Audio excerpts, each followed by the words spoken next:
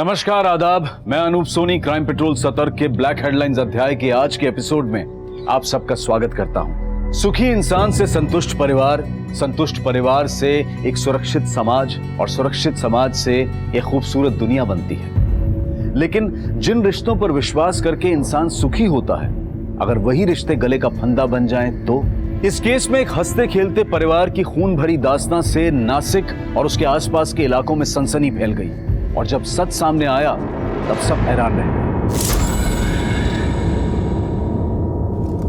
Hello dear readers, मैं रत्ना। 3 दिन के लंबे इंटरवल के बाद आज ब्लॉग लिखने का टाइम मिला। क्या करें, 16 साल 7 महीने और 3 दिन हो गए मेरी प्रमोशन को। मैं एक असिस्टेंट बैंक मैनेजर से फुल टाइम होम मेकर यानी गृहिणी बनी। ऑफिस का पहला प्रोजेक्ट याद रहे ना रहे, पर घर के सारे प्रोजेक्ट्स अच्छे से याद रहते हैं। मेरा पहला प्रोजेक्ट अब 16 साल का हो गया है। शैली नाम है उसका। मॉम, आपकी कॉफी। Thank you. पहले आई बोल। आई। और मेरा दूसरा प्रोजेक्ट 6 साल का हो गया है। इस प्रोजेक्ट का नाम है संजू। मम्मा, मेरा स्कूल बैग कहाँ है? लाइफ की भागदौड़ में अपनी बात आप तक पहुंचाकर मुझे बहुत सुकून मिलता है। मैडम, मेजरमेंट के लाए। आप कौन और मास्टर जी क्यों नहीं आए?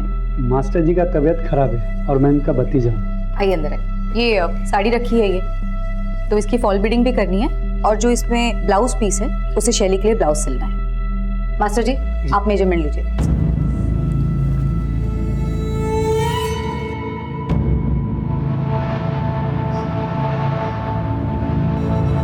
ब्रीथ आउट ब्रीथ इन करिए ना।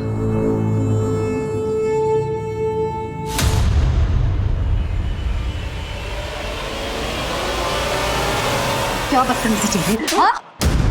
निकल जाए यहाँ से और दोबारा अपनी शक्ल मत दिखाना।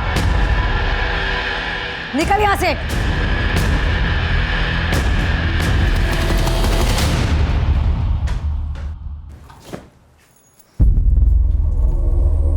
मॉम, मेरे पास ना आपके लिए एक सरप्राइज है।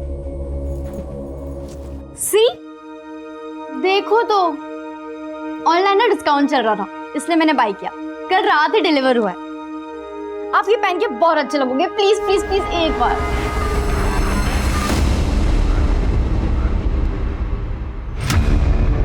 Hi baby. किसी को पता तो नहीं चला तुम मुझसे मिलने आ रही हो? बिल्कुल नहीं, मैंने डाउट नहीं होने दिया किसी को। No phone calls. Yes.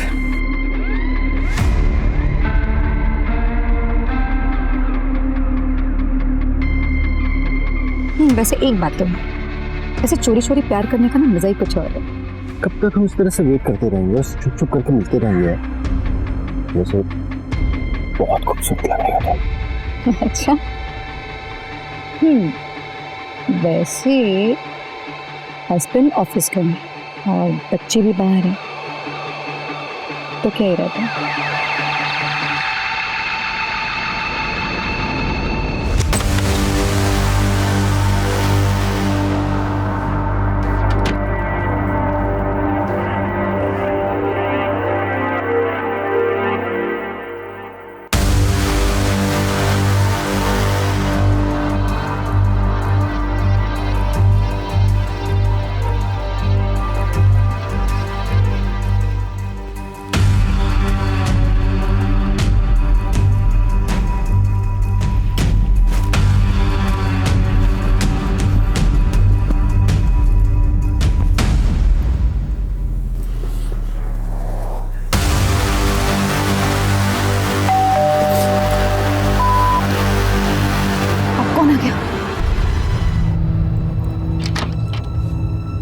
Ma'am आप यहाँ और संजू, क्या हुआ?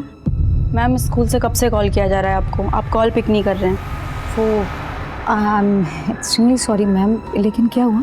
आपके संजू को बहुत तेज फीवर आया है और स्कूल के डॉक्टर छुट्टी पर हैं। हमने सोचा अगर आप इसे अपने फैमिली डॉक्टर को दिखाएंगे तो ज़्यादा बेहतर होगा। ठीक है ma'am, thank you so much. Okay, take care. Sanju, क्या हुआ? सुबह तक तो ठीक था, फिर अचानक से क्या हुआ? पापा क्या हो बेटा, वॉमिटिंग हुई क्या? इसे डॉक्टर के पास लेकर चलते हैं। मैं बस चेंज करके आता हूँ। हाँ जी।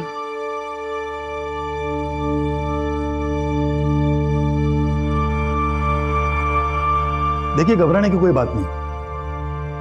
मैं कुछ मेडिसिन लिख देता हूँ, वो आप दे दीजिएगा, और अभी एक इंजेक्शन दे देता हूँ।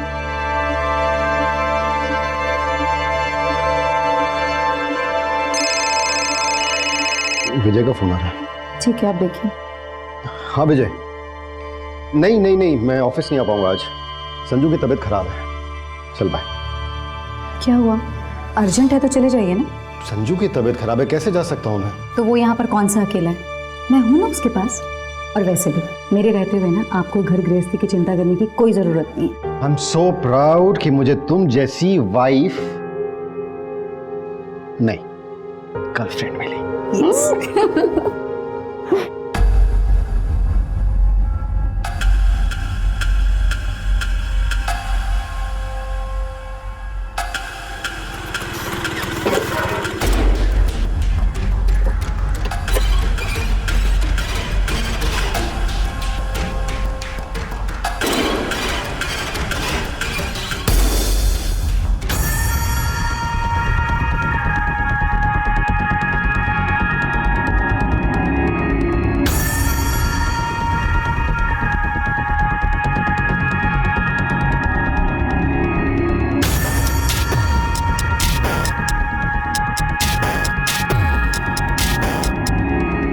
ओ लैला मजनू, इधर आओ।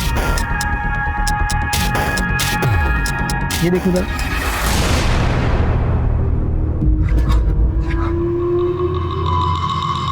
शाने, क्या ये रिकॉर्ड क्या तू? हाँ डिलीट करता उसको। कर डिलीट, कोई फायदा नहीं। उसे देख रहा, दोस्त है मेरी, उसके पास भी इस वीडियो की कॉपी है।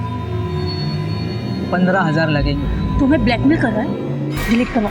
पूरे पैसे दे तभी डिलीट करो। ए तेरा मुंह तोड़ दूंगा मैं, समझा? ज़्यादा होशियार हो गई। ये अपलोड कर दे तू। ओए रुक। अरे यार इतने में क्या होगा भाई? ये चिंदी तो समझ के रख लो तुम्हारे पास। नहीं चाहिए तो अपलोड कर दे यार। नहीं चाहिए। नहीं रुको मेरी बात सुनो। अभी तुम इतना रखो, बाकी पैसे हम कल दे देंगे। कल 11 बजे बाहर मिलना। अगर कोई होशियारी की ना तो तुम दोनों को सोशल मीडिया पे स्टार होने से कोई रोक नहीं सकता। कल दे देंगे पैसे।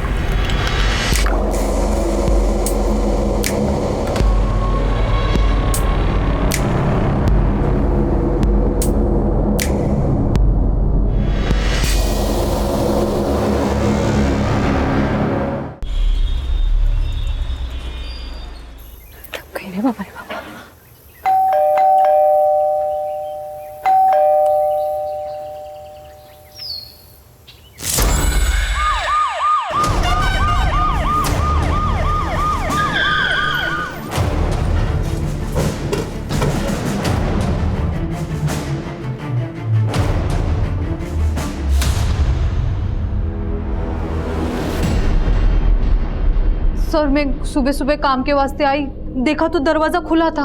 अंदर आई तो ये सब। महेंद्र चेक करो।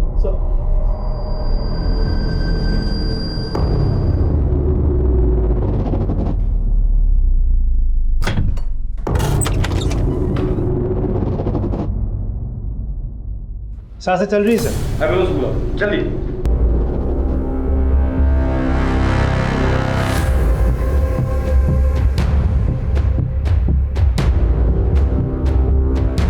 सर घर में किसी भी चीज की चोरी नहीं हुई है सर, क्योंकि अलमारी लॉकर सब सेफ है। साहब लेकिन वैनी के जेवर गायब हो गए।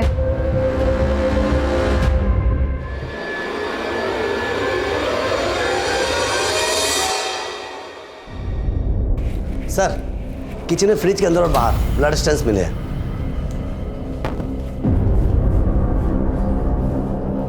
खोलो इसे।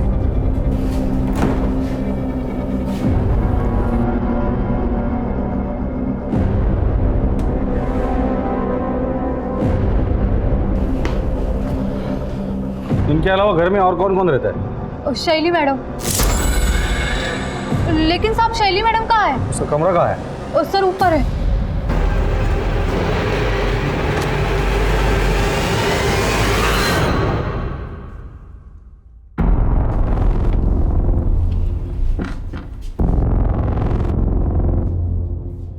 यही शैली है? जी हाँ साहिब। चेक करो रूम। सर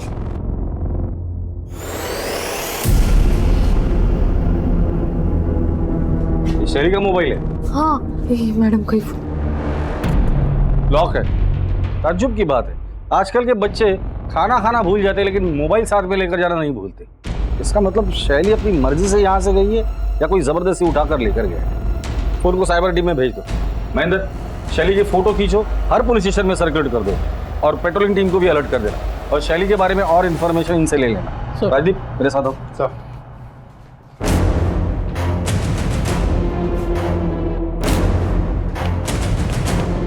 अभिषेक, आस पड़ोस में इस फैमिली के बारे में पूछताछ करो। सर बड़ा अजीब केस देखा ये। कातिल ने खून करने के बाद खूनी हाथ से शराब पी, फ्रिज खोला, खाना लिया, खाना खाया और चुपचाप चला गया। ये जरूर साइको किलर होगा जो खून करने के बाद अपने किए का जश्न मना कर गया है। काम करो, या जितने भी ब्लड सैंपल्स हैं सब जमा करो और लैब में भेज दो। इनके अलावा अगर कोई और ब्लड मिलता है तो वो कातिल का ब्लड होगा। सर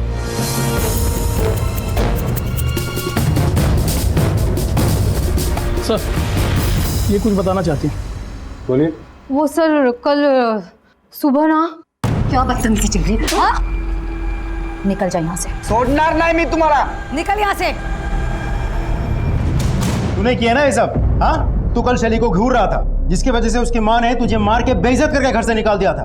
खरा है साहब, लेकिन मैंने किसी को नहीं मारा। तेरे जैसे घटिया लोग ही ऐसा काम कर सकते हैं। सच सच बता दे, वरना जिस गंदी नजर से शैली को देख रहा था ना, वही तेरी आखिरी निकाल कर हाथ में दे दूंगा।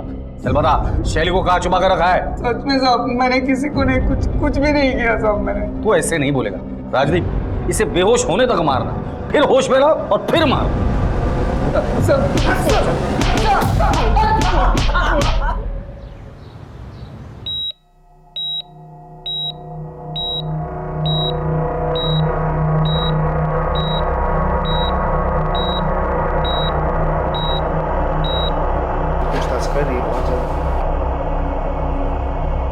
जी डॉक्टर साहब, पेशेंट की हालत कैसी है? सर, पेशेंट की हालत बहुत ही क्रिटिकल है, but we are trying our best.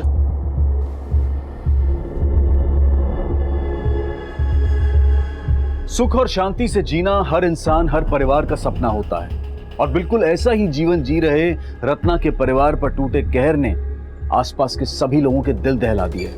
Ratna, अमर और शैली की लाइफ की परतें खुलने लगी और आम जनता के साथ साथ पुलिस भी हैरान हो गई। सर, रत्ना के घर पे जो मोबाइल्स मिले थे वो अनलॉक हो गए। शैली के मोबाइल पे किसी रवि और जिग्नेश के मैसेजेस आए हैं। मैसेज में ऐसा लिखा है कि अपनी माँ को कहो किसी के सामने मुंह ना खोले वरना। बात करो दोनों से। सर, दोनों के मोबाइल कंटिन्यूसली स्विच ऑफ है। कॉल रिकॉर्ड्स निकालने के लिए कह दिया है। एक और बात सर, कल रात रत्ना बार बार शैली को फ़ोन कर रही थी। लगता है कोई टेंशन चल रहा था। शैली ने फ़ोन नहीं उठाई तो रत्ना ने शैली की फ्रेंड कविता को फ़ोन किया। कविता? सर शैली अपने माँ से कल झूठ बोलकर हमारे सीनियर से मिलने गई थी। अच्छा मॉम, मैं कविता के यहाँ जा रही हूँ, मुझे असाइनमेंट कंप्लीट करना है, मैं रात को आ जाऊँ। तब उसने घर पर झूठ कहा था कि वो मेरे घर पढ़ाई के लिए आ रही है। पर जब रात को उसका मोबाइल नहीं लग रहा था तब रत्ना आंटी ने मुझे कॉल किया। फिर मुझे उन्हें सब सच बताना पड़ा कि शैली जिग्नेश और रवि के साथ पार्टी कर रही है। फिर मुझे रत्ना आंटी को जिग्नेश के रूम पे लेके जाना पड़ा।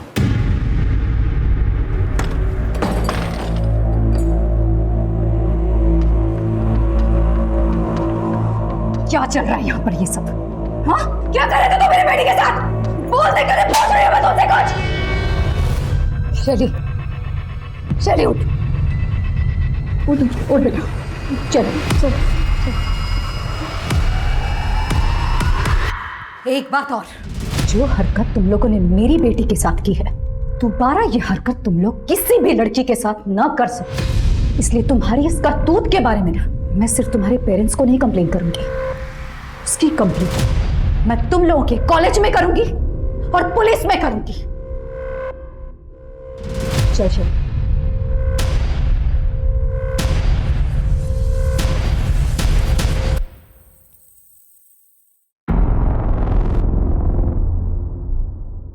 सर मैं कल रात यहीं पे रत्ना आंटी को लेके आई थी। ये जिग्नेश और रवि, इन दोनों के मोबाइल सर्विलेंस पे डाल दो और उनके माँ बाप से बात करो। अगर वो कुछ नहीं बताते तो उनके मोबाइल भी सर्विलेंस पे डाल दो और उनके डेबिट कार्ड, क्रेडिट कार्ड दोनों पे नजर रखो। इन दोनों के फोटोज हर जगह पे सर्कुलेट करो।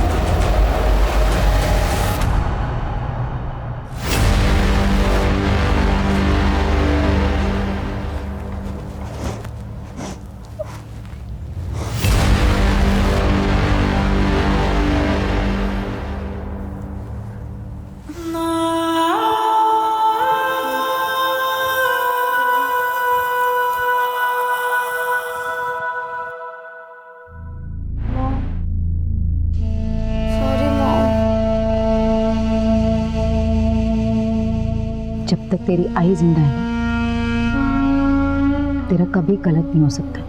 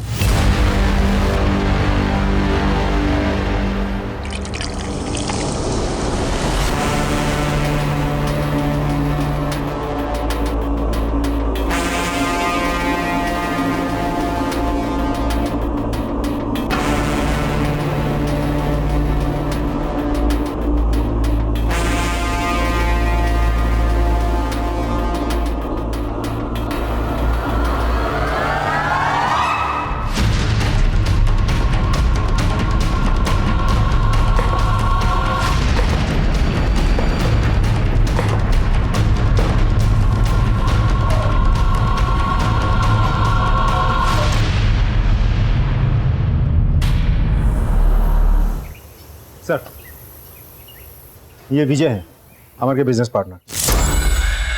बस अब बता सकते कि अमर की किसी के साथ दुश्मनी थी, लड़ाई झगड़ा, या अमर को किसी ने धमकी दी थी? जी हाँ सर, एक्चुअली मैं वही बताने आपको आया हूँ कि कल रात। देखिए लियाकत जी, आप ये ठीक बात नहीं कर रहे हैं। ठीक से बात कर। क्या कर लेगा रे तू? क्या कर लेगा लियाकत? चुप रहे तो। क्या करेगा तू? काम बंद करेगा ना? चल काम बंद करके निकल। तुझे क्या लगता है तू अकेला ही है? हाँ, ये टाइल्स और मार्बल्स का सप्लायर। हमारा 11 लाख रुपए पहले क्लियर करिए, उसके बाद आपको जिससे काम करवाना आप करवा सकते हैं। लियाकत जी ठीक नहीं है। तेरे को ठोकू क्या? दोबारा पैसे मांगने के लिए आया ना तू, तेरे साथ साथ तेरी बीवी और बच्चों समेत सबको उड़ा दूंगा, समझा क्या तू? मैं बोल रहा हूं ना तेरे को। लियाकत अली, बस चला चलो इसको।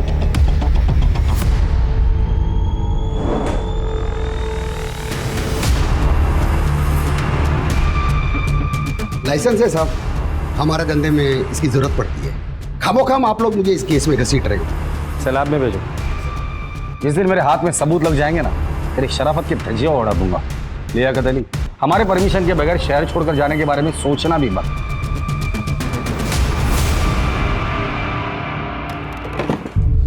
अमर को होश आ गए? नहीं सर, अभी बेहोश है सर। डॉक्टर उसे रिवाइव करने की पूरी कोशिश कर रहे हैं। सर, रत्ना और अमर के मोबाइल में किसी योगेश ने धमकी भरे मैसेजेस भेजे थे। योगेश कौन है? पता लगा लिया सर?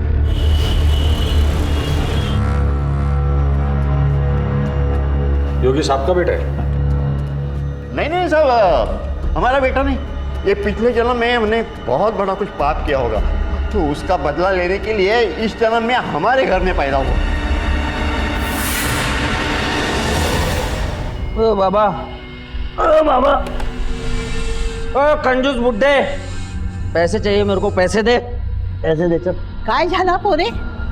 तू खाना परोस चल। अरे कितनी बार तेरे को बोला, हाँ काहीतरी नोकरी कर, काम धंदा कर, ये धंदे छोड़ दे. फालतू शिकवायचं नाही मला, कत जायचं नाही माझ्या. ए बाबा, तेरे सामने हाथ जोड़ता हूँ, जा तू जा, निकल जाए यहाँ से. युग है ना, बाप मरने के बाद बेटे के नाम पे घर होता है, और कैसे होता है ना मेरे को अच्छी तरह से आता है. बताओ क्या, बताओ.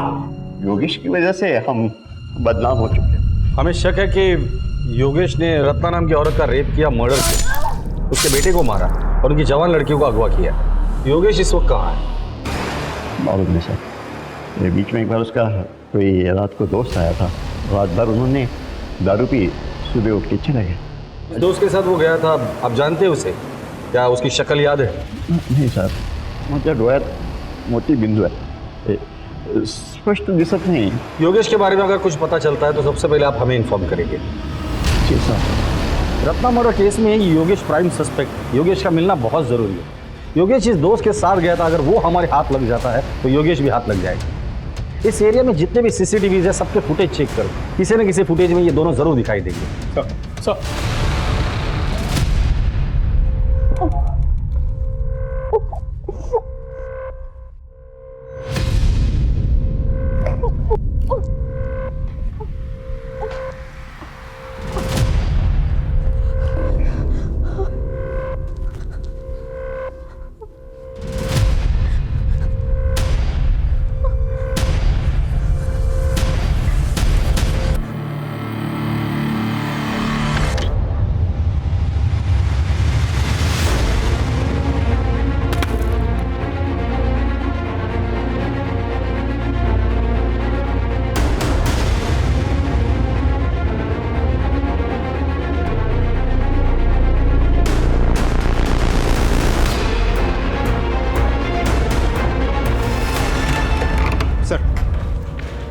योगेश का कॉल रिकॉर्ड आ गया.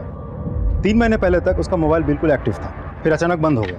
फिर 4 दिन बाद 2 मिनट के लिए फ़ोन ऑन होता है, अमर को मैसेजेस भेजे जाते हैं, फिर स्विच ऑफ हो जाते हैं. फिर 8 दिन बाद फिर से 2-3 मिनट के लिए फ़ोन ऑन होता है. इस बार रत्ना को धमकी भरे मैसेजेस भेजे जाते हैं, फिर फ़ोन ऑफ हो जाता है. सर ये सिलसिला पिछले 3 महीने से चल रहा है. सर योगेश के घर के सामने जो बैंक है उसका सीसीटीवी फुटेज आ गया सर.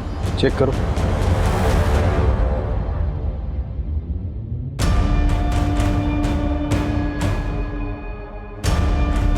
यही वो आदमी जिसके साथ योगेश 3 महीने पहले कहीं चला गया था. इस आदमी के जरिए हम योगेश तक पहुंच सकते हैं. पता करो ये आदमी है कौन और कहाँ रहता है.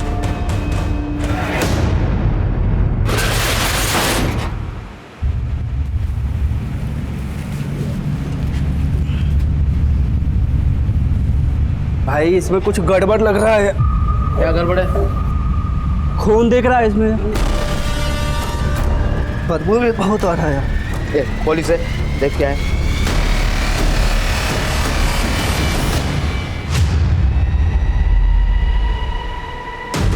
Hello police.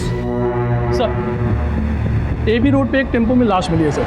वो लाश हमारे वहाँ दर्ज मिसिंग कंप्लेन की फ़ोटो के साथ मैच होती है. एक बात और सर, वो टेम्पो जिस मित्तल ट्रेडर के वहाँ से लोड हुआ था वो भी हमारे ही ज्यूरिडिक्शन में आता है. ठीक है राजीव सर, केस का चार्ज ले लो और जिन लोगों ने मिसिंग कंप्लेंट दर्ज की थी उनको बुलाकर बॉडी की शिनाख्त करवा.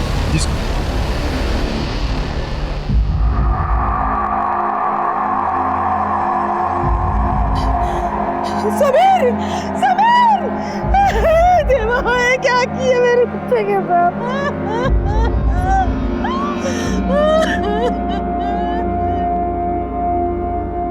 मैं आपका दर्द समझ सकता हूँ, पर तहकीकात तो हमें करनी ही पड़ेगी. समीर ने आपको कभी बताया था कि उसे कोई धमकी दे रहा है या उसका किसी के साथ लड़ाई झगड़ा ऐसा कुछ? नहीं साहब, ऐसा कुछ भी नहीं. हमें समीर के सामान की तलाशी लेनी होगी, शायद वहां से हमें कुछ क्लू मिल जाए. जी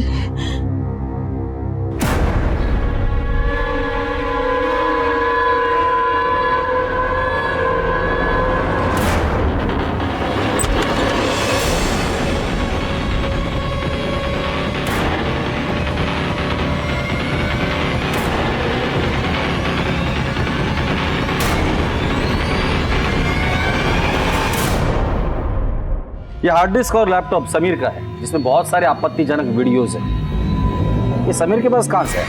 मला माहित नहीं साहब। समीर के दोस्त कौन है? कौन से कॉलेज में पढ़ते हैं? ये पास ही के जोशी कॉलेज में है। जोशी कॉलेज? सर उसी कॉलेज में तो शैली भी पढ़ती थी। समीर की कोई गर्लफ्रेंड है? ते पण माहित नहीं, पर सीमा के साथ दोस्ती थी उसकी, वो उसके साथ ही घूमता था। ये सीमा रहती कहाँ है? आइए सर, ये सीमा का रूम है सर।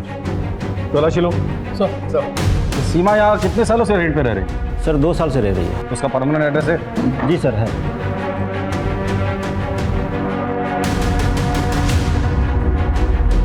सर ये कैश मिला सर। सर लैपटॉप मिला है। चेक करो। अब बाहर रुकिए। ये वीडियोस भी। समीर के लैपटॉप से भी हमें ऑलमोस्ट सेम वीडियोस मिले थे।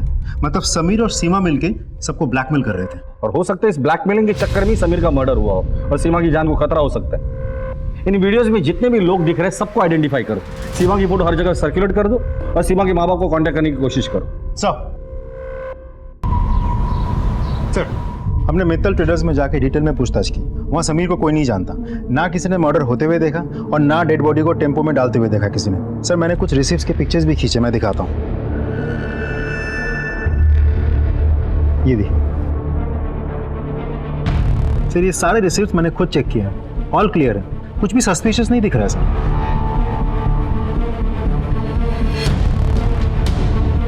समीर और सीमा के पास जो वीडियोस मिले थे उसमें से लास्ट वाला वीडियो प्ले करो। पॉज करो। ये आदमी कौन है? हाँ माल पहुंचने वाला होगा, देखिए। अच्छा भी फोन करता हूँ थोड़ी देर में आपको। जी ये जो लड़का पीछे खड़ा है ये कौन है? अरे ये तो मेरा छोटा बेटा सूरज है। सूरज जी। समीर को क्यों मारा और सीमा कहाँ है?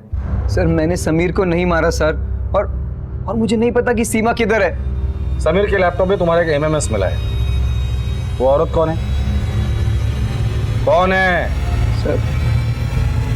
सर वो मेरी दोस्त है, कंचन।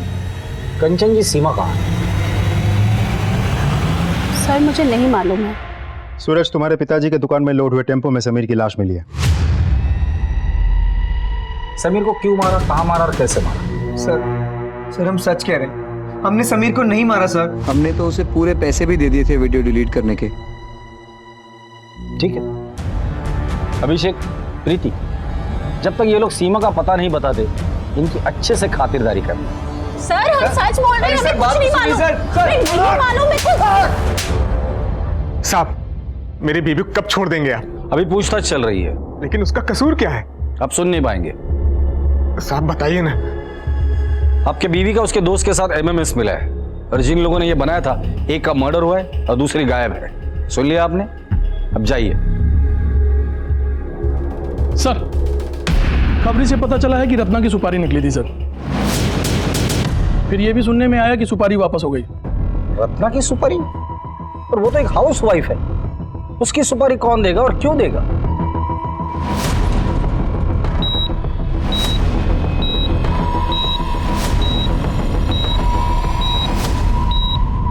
रत्ना, पहला सस्पेक्ट योगेश, जो उसे धमकी भरे मैसेजेस भेजता था। जिग्नेश और रवि, इन दोनों का रत्ना के साथ ड्रग्स को लेकर झगड़ा था। तीसरा लियाकत, लियाकत ने रत्ना और अमर को जान से मारने की धमकी दी थी। दोबारा पैसे मांगने के लिए आया ना तू? तेरे साथ साथ तेरी बीवी और बच्चों समेत सबको उड़ा दूंगा। चौथा अमर। अमर? अमर तो रत्ना का पति है और वो खुद जख्मी है, लेकिन जिंदा है। ऐसा भी तो हो सकता है कि रत्ना और संजू को मारने के बाद अमर ने अपने आप को जख्मी करके बाथरूम में बंद कर लिया हो। लेकिन सर घर पे हमें कोई खून से सना हुआ हथियार नहीं मिला और उसका खुद का सिचुएशन भी बहुत क्रिटिकल है। ताज्जुब की बात तो यही है कि हत्यारे ने हत्या करने के बाद उसी खूनी हाथ से शराब पी, खाना खाया और उसके बाद उसने चोरी भी की। पता करो इस तरह की वारदात और भी कहीं हुई है क्या? अगर हुई है तो उसके सारे डिटेल्स मुझे चाहिए सब।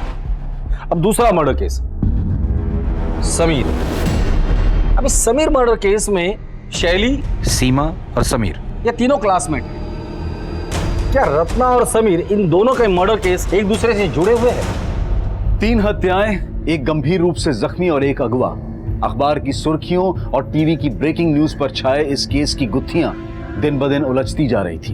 पुलिस को उस एक तिनके की तलाश थी जिसके सहारे वो गवाहों और सबूतों के साथ कातिल को पकड़ पाए, और आखिरकार पुलिस को ऐसा एक तिनका, एक सुराग मिल गया। सर, योगेश जी दोस्त के साथ गायब हुआ था, वो देव है। योगेश के कॉल रिकॉर्ड से पता चला कि 3 महीना पहले उसका फ़ोन बंद हुआ था, और जिस एरिया में बंद हुआ था उस एरिया में सिर्फ एक ही फार्म हाउस है जो देव का है, और उसके बाद उसका फ़ोन कभी कभार ऑन ऑफ होता रहा।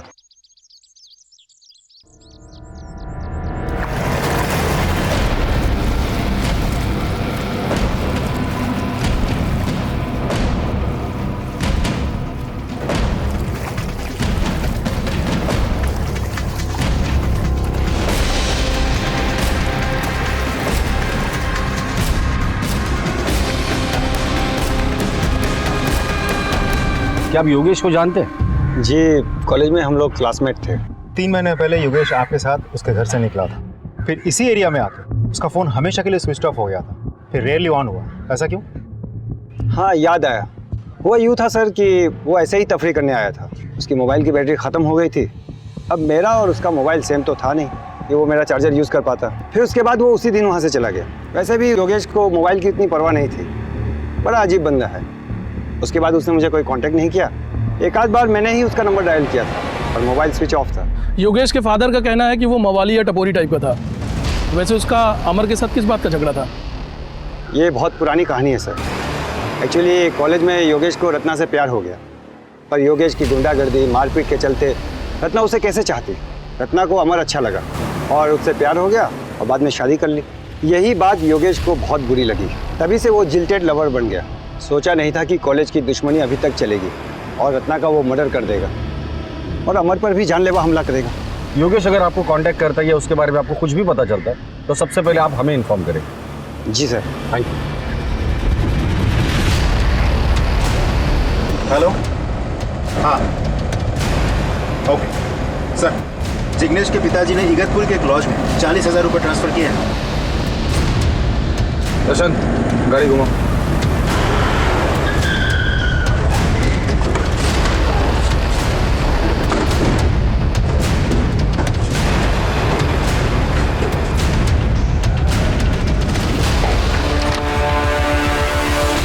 जिग्नेश और रवि, शैली कहाँ है? पता नहीं सर। तुझे तो पता होगा ना? नहीं सर, मुझे नहीं पता है। नहीं पता? ले चलो दोनों को। सर बात तो सुनिए सर। रत्ना का मर्डर हमने नहीं किया सर। सर मैं खरे सांगतो मर्डर का न्यूज़ सुनकर हम दोनों वहाँ से भाग गए थे। सर हमें लगा हमारे मैसेजेस देख के आपको डाउट होगा, इसके लिए सर हमने अपने पेरेंट्स से बात की थी, उन्होंने ही हमें ये लॉज में छिपाया था। और शैली को कहाँ छिपाया? तो शैली को हमने नहीं छुपाया सर। राजदीप सर, ये लोग तो मुझे कुछ बता ही नहीं रहे। शायद तुम्हें कुछ बता दे। सर अपने तरीके से इन्हें पूछ लेना। सर हमारे दोस्त था। सर कल हम डिस्ट्रिक्ट कोर्ट गए थे एक पेशी के लिए। वहाँ विजयनगर और संभाजी नगर पुलिस स्टेशन के कांस्टेबल्स कह रहे थे कि उनके एरिया में एक सिमिलर केस हुआ है, जहाँ एक हत्यारे ने महिला के साथ रेप किया, हत्या की, शरीर के सारे गहने चुराए, आराम से खाना पीना खत्म किया और निकल गया। ये दोनों केसेस की फाइल मंगा लो और ये दोनों केसेस में जो हस्बैंड है उनको भी बुलाओ। सर केस जल्द से जल्द क्रैक करना होगा। Right sir. Ratna murder case की छानबीन चल ही रही थी कि तभी पुलिस को एक और लाश मिली। फोन किसने किया था? सर मैंने किया था। राजीव अंदर जाके देखो कुछ मिलता है क्या? सर किसकी बॉडी है ये? सर मुझे नहीं पता सर, 15 दिन पहले ही मुझे कोर्ट से इसका कब्जा मिला है। सर योगेश जोशी का ड्राइविंग लाइसेंस है। रत्ना मर्डर केस में हमें इसी की तलाश थी। हम इसे प्राइम सस्पेक्ट समझ रहे थे, ये तो खुद विक्टिम निकला। तो फिर रत्ना को किसने मारा और इसको किसने मारा? बॉडी को पोस्टमार्टम के लिए भेज दो और इस बॉडी के डीएनए इसके फैमिली के साथ मैच करके देखो। सर इससे पहले इस जमीन का मालिक कौन था? देव देसाई।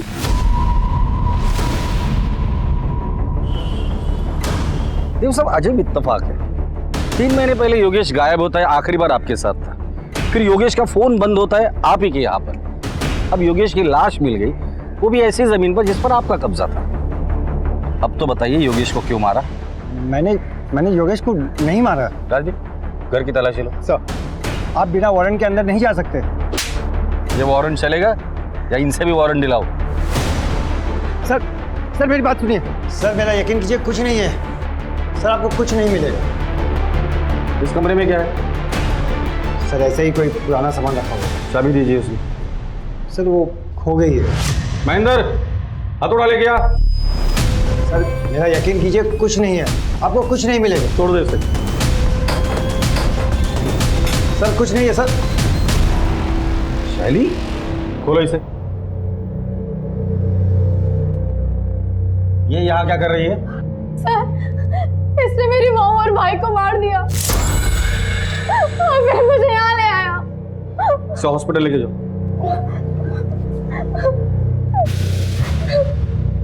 सर उसे गलतफहमी हुई है, मैंने रत्ना और संजू को नहीं मारा। इतनी रात तो अमर के घर पे क्या करने गया था? सर इन सब के पीछे अमर का ही हाथ है। अमर ने ही मुझे रत्ना को मारने के लिए कहा था। उस रात जब मैं उसके घर पहुंचा तो पहले से ही किसी ने रत्ना को मार डाला था और साथ में संजू को भी। अचानक शैली रूम से बाहर आई और वो मुझे हत्यारा समझने लगी।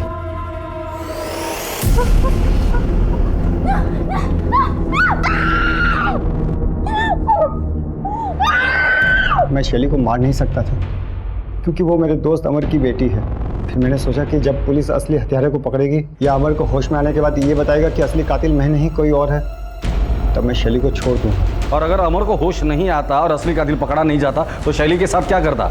जिंदगी भर यही रखता उसे? सर सब कुछ इतनी जल्दी हुआ कि इतनी दूर की बात मैं सोच ही नहीं पाया। ये अमर रत्ना को क्यों मारना चाहता था? सर सारा का सारा बिजनेस रत्ना के नाम पर था जो काफ़ी नुकसान में चल रहा था। और योगेश, उसे क्यों मारा तुमने? सर इसके पीछे भी अमर की साजिश है। सर 1 साल से प्लानिंग चल रही थी। योगेश कॉलेज के टाइम से जिल्टेड लवर था। प्लान ये था कि सबसे पहले योगेश को मार डालेंगे, फिर उसके मोबाइल से अमर और रत्ना के मोबाइल पे धमकी भरे मैसेजेस करेंगे, उसके बाद रत्ना को मारकर सारा ब्लेम योगेश पे डालेंगे। फिर मैंने योगेश को मारकर उसकी लाश को अपनी ज़मीन में गाड़ दिया ताकि कोई सुराग न मिले। लेकिन मैंने रत्ना और संजू को नहीं मारा। ले चलो इसे। सर मेरी बात सुनिए। आइए सर, संभाजी नगर और विजयनगर दोनों केसेस के हस्बैंड। बस अब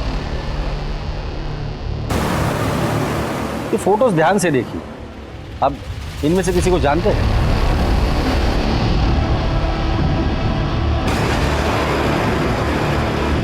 नहीं सर। नहीं सर। आपकी पत्नी की 4 महीने पहले हत्या हुई थी ना? जी साहब। क्या हुआ? साहब हम नए नए नासिक शहर में आए थे। मैं कुछ काम से घर से बाहर गया, वापस आकर देखा तो मेरी बीवी की हत्या हो चुकी थी साहब। जिस दिन मर्डर हुआ था उसके पहले क्या हुआ? गोदावरी में नहाने के लिए गए थे तो बच्चे को बुखार आया, तो यहीं डॉक्टर जय के क्लिनिक में लेकर गए थे उसका इलाज के लिए, और उसी रात मेरी बीवी और मेरे बेटे की हत्या हुई थी सर। आपकी बीवी की 1.5 महीने पहले हत्या हुई थी ना? जी सर। क्या हुआ?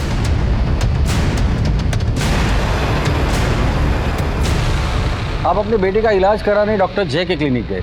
जी साहब। और आप भी डॉक्टर जय के क्लिनिक गए? Yes sir. तीनों केसेस में मोडस ऑपरेंडी बिल्कुल सेम है।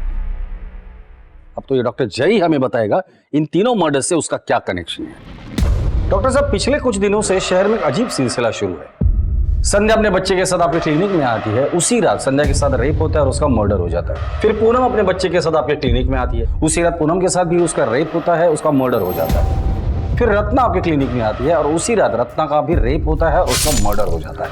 तीनों केसेस में मोडस ऑपरेंडी सेम है। कातिल पहले रेप करता है, फिर मर्डर, फिर उसी घर में शराब पीता है, खाना खाता है और चला जाता है। और हमने सुना है आपको भी खाने पीने का बहुत शौक है। देखिए साहब, मैं एक डॉक्टर हूँ, कोई कातिल नहीं। लोगों को बचाना मेरा काम है, उनको मारना नहीं। रत्ना का मर्डर जिस दिन हुआ था उस रात आप कहाँ थे? सर मैं कॉन्फ्रेंस में था। आपके क्लिनिक में और कौन कौन काम करता है? एक कंपाउंडर और एक नर्स। ठीक है, जरूरत पड़ेगी तो दोबारा आएगी। इन्वेस्टिगेशन में हर दिन एक नया मोड़ आ रहा था। जांच का दायरा बढ़ता जा रहा था। संदिग्ध बहुत सारे थे लेकिन पुख्ता सबूतों के साथ हत्यारा नहीं मिल रहा था। और फिर पुलिस ने ऐसा पासा फेंका कि हत्यारा जाल में फंस गया।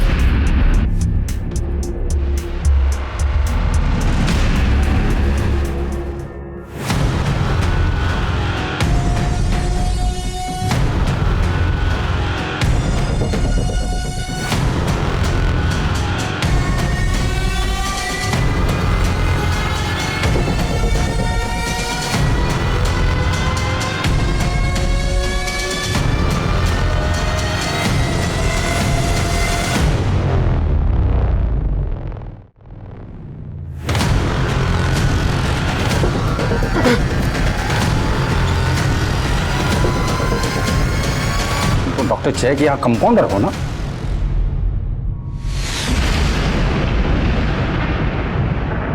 साहब, मैं बहुत सीधा साधा आदमी हूँ। मैं सीधी सादी जिंदगी चाहता था। मैं जब काम करके घर जाता था तो चाहता था कि मेरी बीबी मुझसे 2 मीठे बोल बोले, प्यार मोहब्बत से बात करे।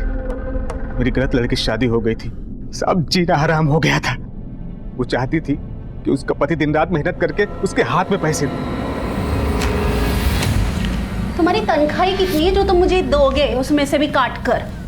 पिछले महीने भी तो दिया था तुमको, कुछ बचे हो?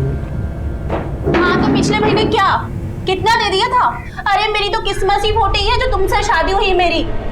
हाँ, तो कमाते हो अच्छा, न शक्ल अच्छी है, नहीं रहना है मुझे तुम्हारे साथ। उसको मेरा चेहरा, मेरा शरीर, मेरा घर, मेरा कपड़ा, मेरा विचार कुछ भी नहीं पसंद आता था। क्लिनिक में जब भी मैं किसी औरत को देखता कि वो अपने पति को प्यार से उसका ख्याल रख रही है तो मुझे जलन होने लगती थी। मैं उसको पाने के लिए बेचैन हो जाता। इसलिए केस पेपर से उसका एड्रेस लेके मैं उसके घर पहुंच जाता था। सोनिया और पूनम से मैंने खूब मजा लिया, लेकिन रत्ना के केस में मुझसे गड़बड़ी हो गई।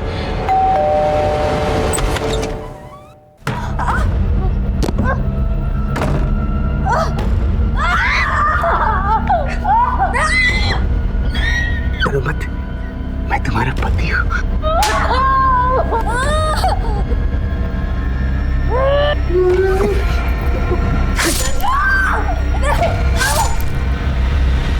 कुछ देर के लिए मुझे ऐसा लगता कि वो मेरा ही घर है, वो मेरी पत्नी, और मार देता था क्योंकि और किसी और की नहीं हो सकती। खाता पीता खूब एंजॉय करता। खा पी के जब मैं घर से बाहर जाने लगा तभी उसका पति आ गया। तुम? रत्ना? संजू! रत्ना! संजू!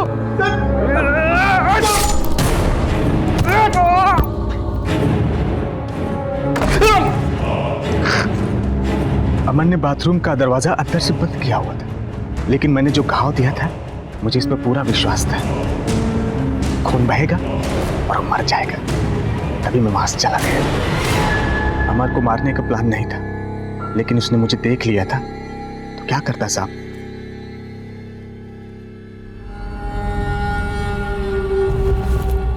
ये पेंडेंट तो हमने सीमा के गले में देखा था, हमने उसके फोटो में देखा था। जी सर। एक मिनट, समीर और सीमा तुम्हारी बीवी को ब्लैकमेल कर रहे थे। समीर का मर्डर हो गया और सीमा गायब है।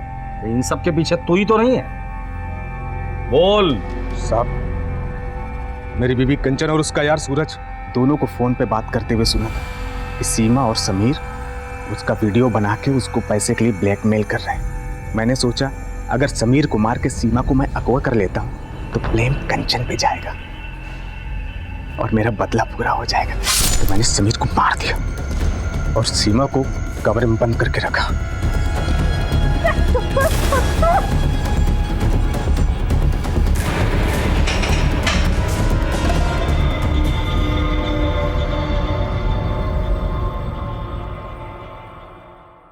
अधूरे सपने अच्छे इंसान को फिर से संघर्ष करने की प्रेरणा देते हैं, लेकिन अगर उसका दिमाग, उसका मन ईर्ष्या से ग्रसित हो जाए तो वो उसे गुनाह के रास्ते पर ले जाते हैं। भागीरथ के साथ यही हुआ था। सुशील, संस्कारी और पति से प्रेम करने वाली पत्नी ना मिलने से वो इतना डिस्टर्ब हो गया था कि उसने अपने संपर्क में आने वाली सुशील और संस्कारी महिलाओं को अपना शिकार बनाना शुरू कर दिया। अगर भागीरथ अपने मन में उठ रही नफरत और जलन के तूफान से सतर्क होता, चुभने वाले रिश्ते से सही समय पर मुक्ति पाता, तो वो सीरियल किलर नहीं बनता। भागीरथ, समीर, सीमा और देव को अपने गुनाहों की सजा मिली और अमर ने भी अपने किए का मोल चुकाया। अब मैं अनूप सोनी आपसे विदा लेता हूं। फिर मुलाकात होगी क्राइम पेट्रोल सतर्क के ब्लैक हेडलाइंस अध्याय में एक और नए केस के साथ। और याद रखें, क्राइम और आपके बीच में सिर्फ इतना फर्क है कि आप कितने सतर्क हैं। सतर्क रहें, सुरक्षित रहें। जय।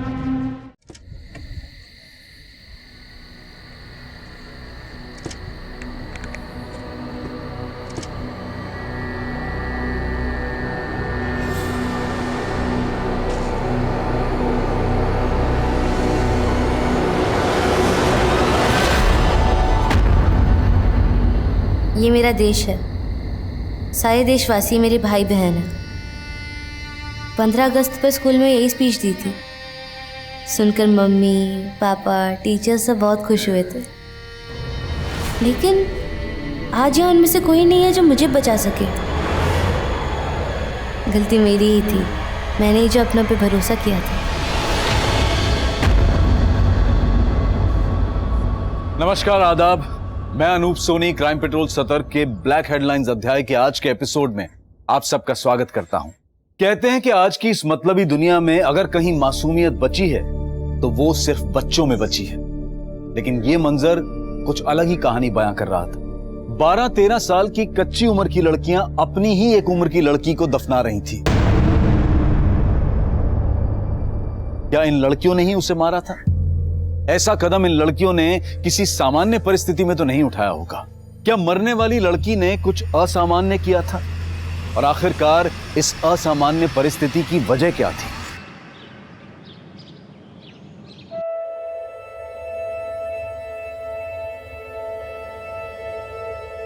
हैप्पी बर्थडे खुशी। देखो देखो हम तुम्हारे लिए क्या लेकर आए हैं। तुम्हारा एकदम फेवरेट गिफ्ट। इसको आंख बंद करके खोलना। चलो आंख बंद करो। हाँ खोलो। दादू हम बाद में खोल लेंगे।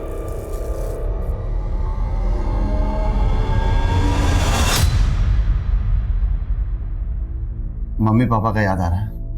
याद तो आ रहा है दादू, मगर उनके बारे में कुछ याद नहीं आ रहा। हमें कैसे खिलाते थे, हमें प्यार से क्या बुलाते थे। कोशिश तो की है मगर याद नहीं आया।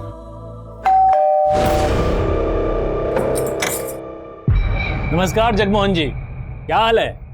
सुने पोती का जन्मदिन है आज। ए बेटा इधर आओ, देखो कितना बढ़िया गिफ्ट लाए हैं तुम्हारे लिए। ले लो, देखो देखो, ले लो बेटा। बहुत प्यारी बच्ची है। ए बेटा तुम जाओ अंदर जाओ। और आप क्या आए यहाँ? आपका ऑटोग्राफ लेने। आप हमारे लिए कोनो फिल्म स्टार से कम थोड़े ही हैं।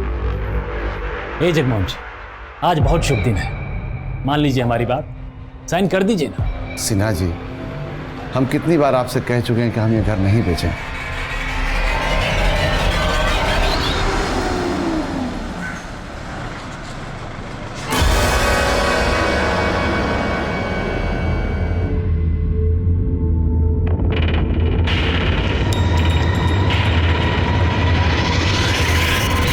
पिछले क्लास में हमने ये पढ़ा था कि हमारे महान नेताओं ने हमारे देश के लिए क्या क्या किया है।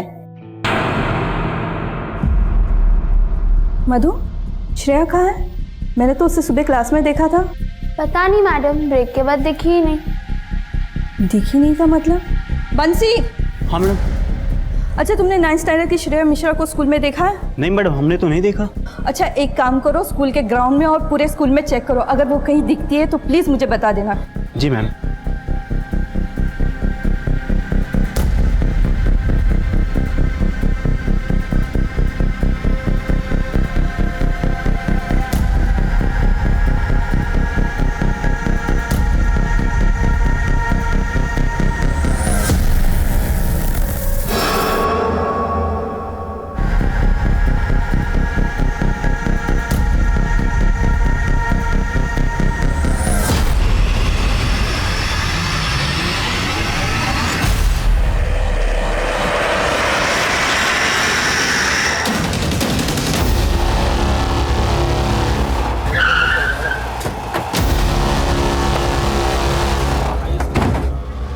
पीछे हो जाइए, पीछे हटिए, पीछे पीछे पीछे।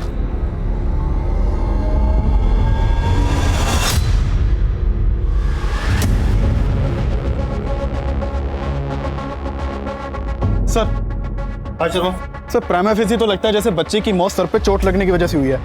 ये देखिए, इसके माथे पे चोट का निशान है। लगता है इसका सर यहाँ पे टकराया होगा। शर्मा, बॉडी को पोस्टमार्टम के लिए भेजो और इस बच्ची के माँ बाप से कांटेक्ट करो। सर, हमने इन्फॉर्म किया इसके पेरेंट्स को। आप कौन? जी, हम प्रजक्ता मंडल, इस स्कूल की प्रिंसिपल। लेकिन श्रेया यहाँ बैक गेट पर करने क्या आई थी? आपके स्टाफ का भी कहना है कि ये दरवाज़ा बंद रहता है और स्टूडेंट्स भी यहाँ आते जाते नहीं है। सर, हमें नहीं पता, हम सब इसी बात से हैरान हैं। लेकिन किसी ने तो श्रेया को यहाँ आते हुए देखा। हमारी बिटिया क्या होगा? बिटिया हमारी आपकी जिम्मेदारी थी हमारी बच्ची का ख्याल रखने का, इसकी जिम्मेदार आप हैं। प्राजक्ता जी, इस गेट की चाबी जिसके पास रहती है या जिसके पास आ सकती है, मुझे उन सबसे पूछताछ करनी है। पुलिस श्रेया के कातिल को ढूंढने में लगी हुई थी और इसी दौरान शहर में एक और चौंकाने वाली घटना घट चुकी थी। साहब, खुशी नाम है हमारी पोती का।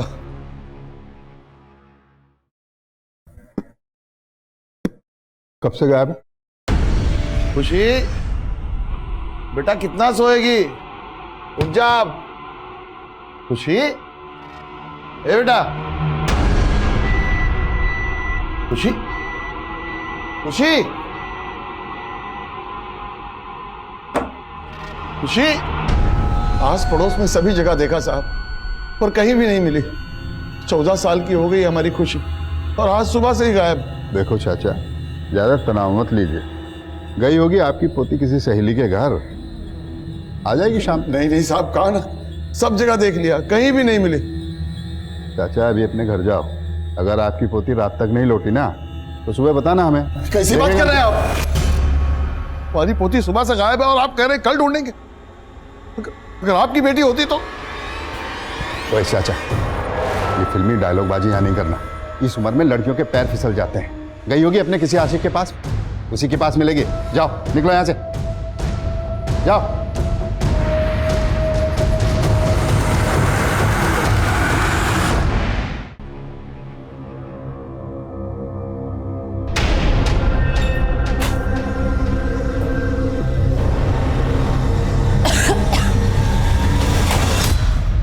श्रेया के कातिल के बारे में कुछ पता चला क्या?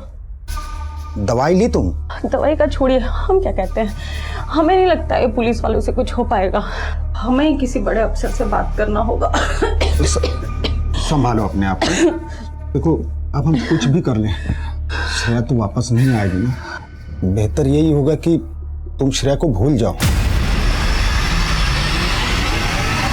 सर, श्रेया की पोस्टमार्टम रिपोर्ट के मुताबिक श्रेया की मौत सर पे चोट लगने की वजह से ही हुई थी। सेक्सुअल असॉल्ट का कोई क्लू? नहीं सर। एक स्कूल जाने वाली बच्ची को उसी के स्कूल में कोई क्यों मारेगा? स्कूल के पीछे वाले गेट की चाबी जिन 4 लोगों के पास थी, उनसे बात हुई? सर, 3 लोगों से तो बात हो चुकी है, लेकिन चौथे शख्स से बात नहीं हुई। स्कूल का स्वीपर प्रकाश कुमार, जिस दिन श्रेया का मर्डर हुआ उसी दिन से गायब है। उसका फोन ट्रैकिंग पे डालो। सर, मैंने फोन ट्रैक किया, उसका फोन भी श्रेया के मर्डर वाले दिन से ही बंद है। शर्मा, ये इत्तेफाक नहीं हो सकता। जिस दिन उस बच्ची श्रेया का मर्डर हुआ उसी दिन से ये स्वीपर प्रकाश भी गायब है। एक काम करो, इस प्रकाश की कुंडली निकलवाओ और अपने खबरियों से बोलो काम पे लग जाए। फाइनली एक सस्पेक्ट तो मिला हमें। सर, सस्पेक्ट तो एक और भी है, श्रेया का फादर मिलिंद।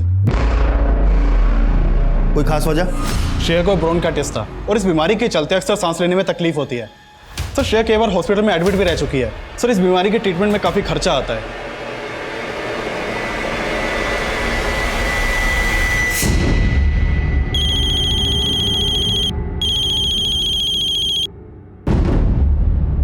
हेलो, आते हैं आप।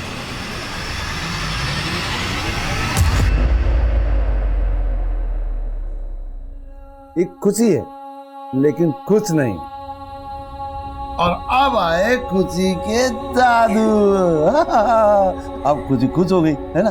देखो बेटा, अब ऐसे ही हम लोग एक साथ हमेशा खुश रहेंगे। अगर ऐसे ही साथ रहेंगे तो बोर्डिंग स्कूल काहे भेज रहे हो हमें? हमारे यहाँ के सारे दोस्त हमसे दूर हो जाएंगे और हमें आपको छोड़ के नहीं जाना है। हम इस स्कूल में नहीं पढ़ सकते का? खुशी बेटा, तुमको अपने से दूर करना का हमको अच्छा लगता है, पर क्या करें, मजबूरी है हमारी। अब हम बूढ़े हो रहे हैं, हाँ, और ठीक से तुम्हारा परवरिश भी नहीं कर पा रहे हैं। दादू, हम कुछ नहीं जानते। हम आपको और अपने दोस्तों को छोड़कर ना कहीं नहीं जाएंगे, बता दे रहे हैं।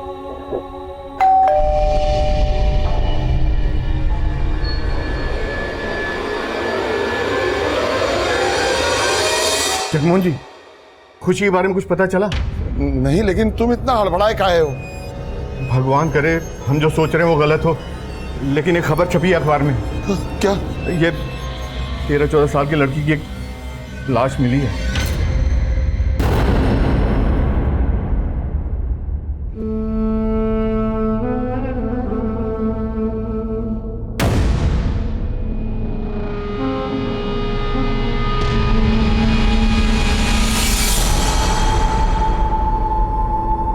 ये हमारी खुशी नहीं है।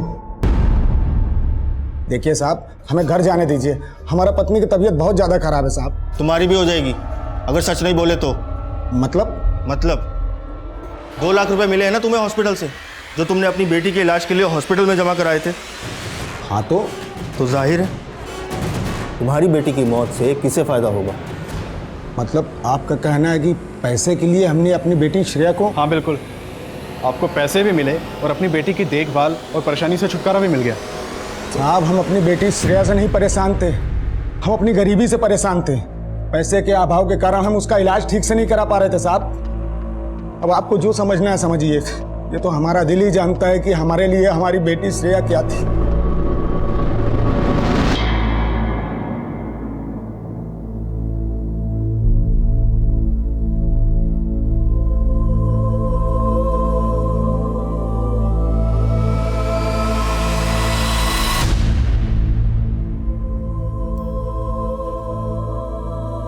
अरे वाह खुशी, तुम तो बहुत अच्छा ड्राइंग बनाती हो।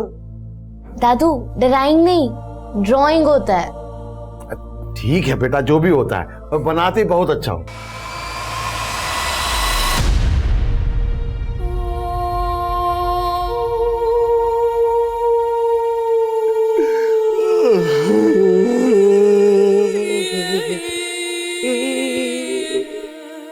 एक तरफ श्रेया मर्डर केस में पुलिस हर मुमकिन एंगल टटोल रही थी और वहीं दूसरी तरफ खुशी मिसिंग केस।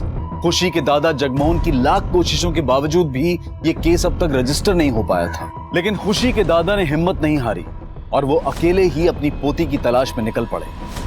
2 महीने गुजर चुके थे, लेकिन दोनों ही केसेस में कोई प्रोग्रेस नहीं हुई थी। लेकिन इस सबसे दूर मुंबई में एक और ही कहानी घट रही थी।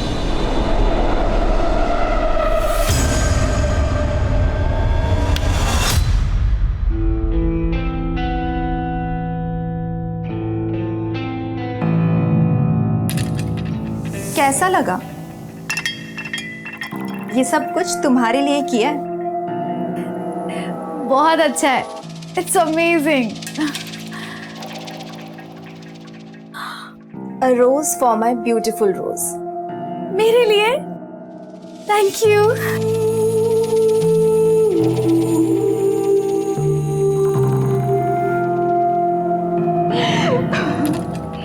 किस्मत अच्छी है मेरी, अच्छा तुम मुझे मिल गई।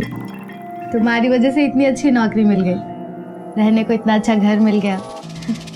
तुम तो मुझे देखते ही पसंद आ गई थी। अच्छा ये सब बातें छोड़ो, तुम्हारी जॉब की खुशी में लेट्स हैव सम फन।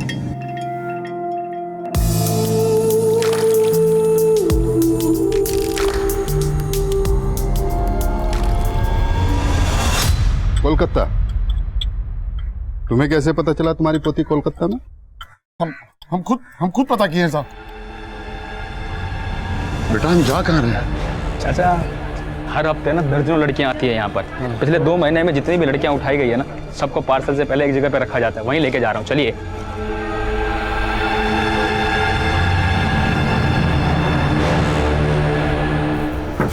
ये गेट कैसे खुला हुआ है? अरे बच्ची कहाँ गई? कहाँ है खुशी? खुशी कहाँ है बेटा? चाचा हम पता लगाते हैं, 1 मिनट।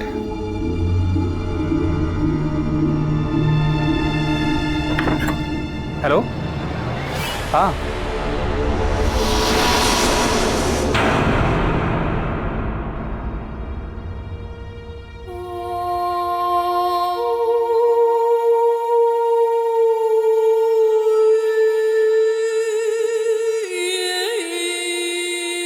ये खुशी है, ये उसकी मम्मी, ये उसके पापा बेटा, और ये बेटा ये चौथे ना, ये मैं उसके दादू।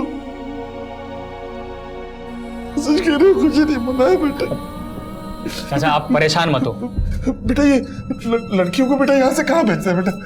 दिल्ली, मुंबई, बैंगलोर और विदेशों में भी। नहीं लेकिन हाँ, 2 दिन पहले जो ये लॉट भेजा गया है ना, ये कोलकाता भेजा है। वाह चाचा, खुद ही पता निकाल लिया।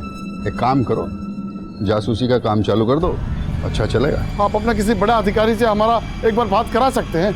कोई फायदा नहीं होगा। ये तो बात, अरे बोल दिया ना भैया, कोई फायदा नहीं होगा। बड़े साहब के पास में इतना टाइम नहीं है। वैसे तुम्हारी पोती अपनी मर्जी से भागी, ऐसे कोठे पे क्यों पहुंच जाएगा? ये क्या कह रहे हैं आप? भाई जिस लड़के के साथ वो भागी है ना, उसी ने बेच दिया होगा उसको। अरे कुछ भी कहे जा रहे हैं आप। आवाज नीचे रख, समझा? हमें तो लगता है तुम्हारी पोती कैरेक्टरलेस है। हमारी पोती को कर रहे हैं आप? साला पुलिस पे हाथ उठाएगा, तुम्हारी पोती के साथ गायब हो जाएगा और 420 के केस में तुझे अंदर डाल दूंगा। दोबारा देखना नहीं इधर, चट।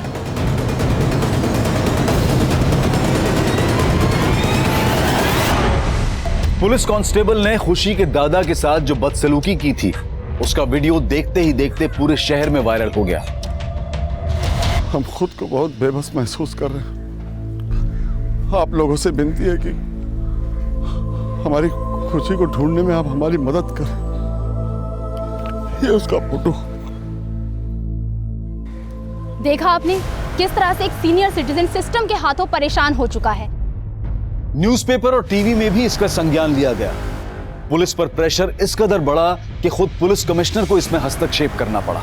उस कांस्टेबल को सस्पेंड कर दिया गया और जिस केस को अब तक रजिस्टर भी नहीं किया गया था, उसे टॉप प्रायोरिटी पर रखकर क्राइम ब्रांच को सौंप दिया गया।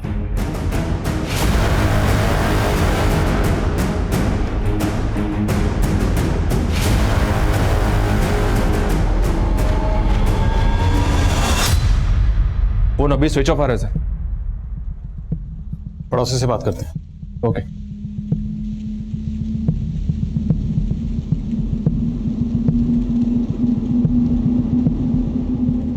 कोलकाता। जी साहब, बेचारे जगमोहन जी खुशी को ढूंढते हुए रेड लाइट एरिया तक पहुंच गए थे। वहीं जाके उन्हें पता चला कि शायद उसे कलकत्ता भेज दिया गया है। सर एक पड़ोसी ने बताया कि असलम नाम का एक पिंप है जिसने जगमोहन जी को इन्फॉर्मेशन दी कि खुशी कलकत्ता में है। सर पता चला है कि सनम बिल्डर्स का जगमोहन जी के साथ झगड़ा चल रहा था। हमको पता है कि मोहल्ले के लोग आपके दबाव में साइन कर दिए, लेकिन हम आपके दबाव में नहीं आएंगे।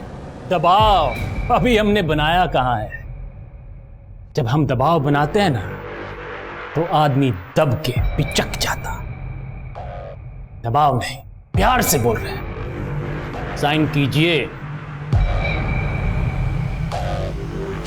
दोबारा जब आइएगा तो कोई भारी धमकी सोच के आइएगा। हमारा फैसला तब भी नहीं बदलेगा। हम ये प्रॉपर्टी नहीं बेचेंगे।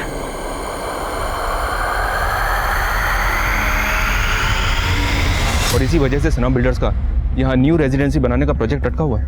मिलर्स बिल्डर्स, और तुम असलम से बात करो। मैं कोलकाता जा रहा हूँ। Sir. Hi Karishma. Hi. I know you don't like me, लेकिन क्यों? क्योंकि मैं तुम्हारे मकान मालिक की बेटी हूँ? ऐसा कुछ नहीं है स्मृति। हाय नीला। Oh hi, how are you? I'm good. How are you? I'm good. Long time, huh? Yes. तुम दोनों एक दूसरे को जानते हो? Yes. She's my darling friend. है ना? वैसे नीलम, ये तो करिश्मा का टॉप है ना? हम तो सब कुछ शेयर करते हैं। ओह, रियली? वैसे करिश्मा, तुम्हारी शादी कौन सी तारीख पर फिक्स हुई है? तुम्हें कैसे पता? मुझे तुम्हारे सारे सीक्रेट्स पता है।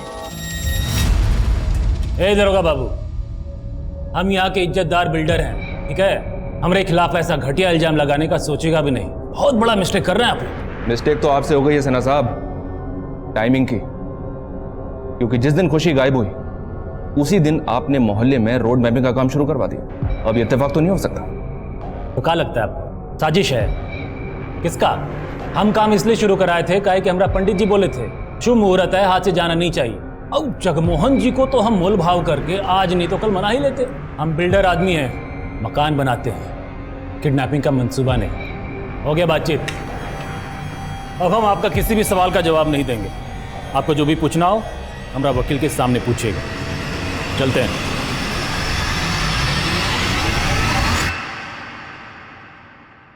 हाँ माँ, हाँ नौकरी अच्छी मिल गई है। हाँ हाँ पगार भी बहुत अच्छा है। हाँ बस घर की तरफ ही जा रहे थे। हेलो हेलो माँ, हेलो। अच्छा हुआ फोन कट गया, मुझसे बात करो। सच कह रहे हो, मेरी लाइफ का नहीं ये बेस्ट फेज है। भैया कितना हुआ?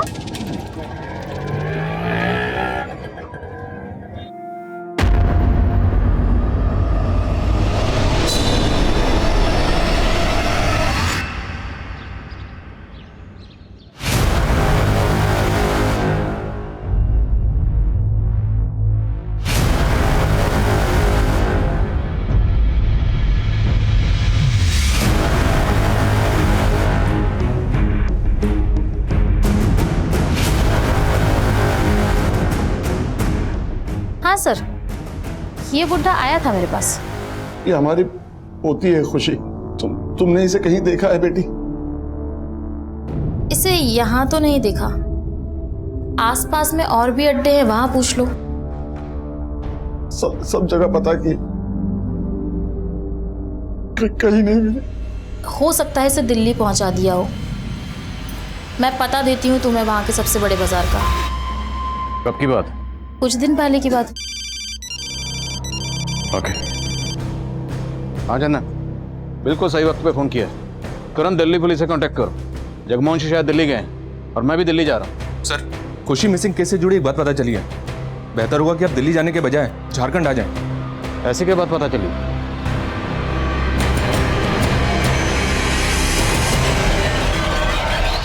खुशी की क्लासमेट श्रेया मिश्रा का मर्डर होता है, वो भी ठीक उसी दिन जिस दिन खुशी गायब हुई। पर आप लोगों ने खुशी का केस इन्वेस्टिगेट किया ही नहीं। सर दरअसल खुशी के दादाजी से हमारी मुलाकात हुई नहीं थी, उन्हें तो हमारा एक कांस्टेबल मिसलीड कर रहा था सर। वो कांस्टेबल आपके थाने का है? जी sir. So it's collective responsibility. Excuse me sir. Yes sir. Shreya murder case में क्या लीड है? सर, श्रेया के मर्डर केस में हमारे दो सस्पेक्ट थे। एक स्कूल का स्वीपर प्रकाश कुमार, लेकिन वो कभी हमारे हाथ ही नहीं लगा। दूसरा श्रेया के पिता मिलिंद मिश्रा। रोशनी जी सर। ट्रैक डाउन करो इस प्रकाश कुमार को। ओके। मिलिंद मिश्रा रहता कहाँ? सर, दिल्ली से इंस्पेक्टर जॉन का फोन था। जगमोहन जी दिल्ली गए थे, लेकिन वहां से उन्हें कोई ऐसी इन्फॉर्मेशन मिली जिसकी वजह से वो मुंबई गए।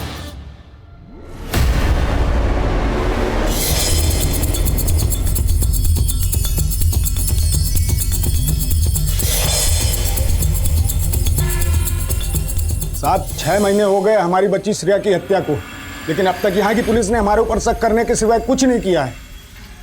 मिलन जी, आपका गुस्सा जायज है, मैं आप लोगों की हालत समझ सकता हूँ। अब ये केस हम हैंडल कर रहे हैं। हमें एक बात पता चली, जिस दिन आपकी बेटी श्रेया का कत्ल हुआ उसी दिन उसकी क्लास की एक बच्ची गायब हुई, खुशी विश्वकर्मा। खुशी विश्वकर्मा? सर, उसने तो श्रेया की जान लेने की भी कोशिश की थी। सर, उसी ने हत्या की है मेरी बेटी की। नीलम, ऑफिस नहीं जाना क्या? कब तैयार होगी? उठ जा। मेरी तबीयत ठीक नहीं है, ऑफिस में कोई बहाना बना देना प्लीज। अच्छा चल ठीक है, अपना ध्यान रखना। Okay okay, bye, thanks.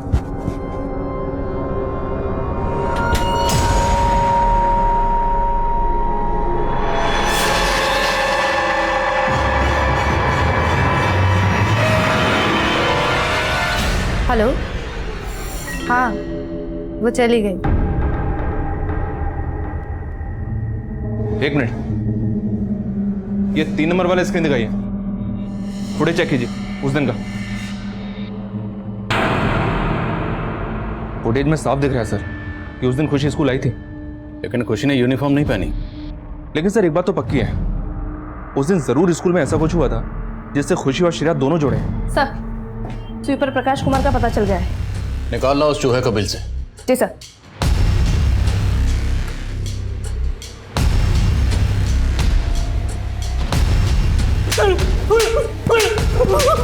बोलता मैडम।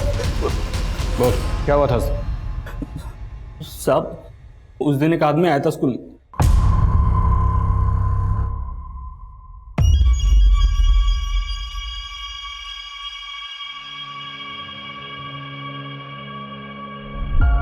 ओ भाई, ये आओ।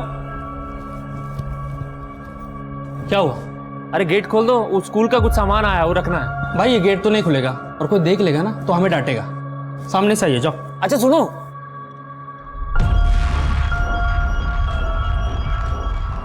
सुनो ये रख लो। और सुनो, अगर कोई पूछे ना तो बोल देना कि प्रकाश सर का सामान था, ठीक है? अच्छा जी, आपका भी नाम प्रकाश है? तुम्हारा नाम प्रकाश है क्या? अरे ये देखो। साले बेवकूफ बनाता है। प्रकाश तो तेरा नाम है। साहब उसने उसका भी नाम प्रकाश बताया था। आगे बोल। साहब फिर हम अपना काम करने चले गए और अचानक से चिल्लाने की आवाज आई।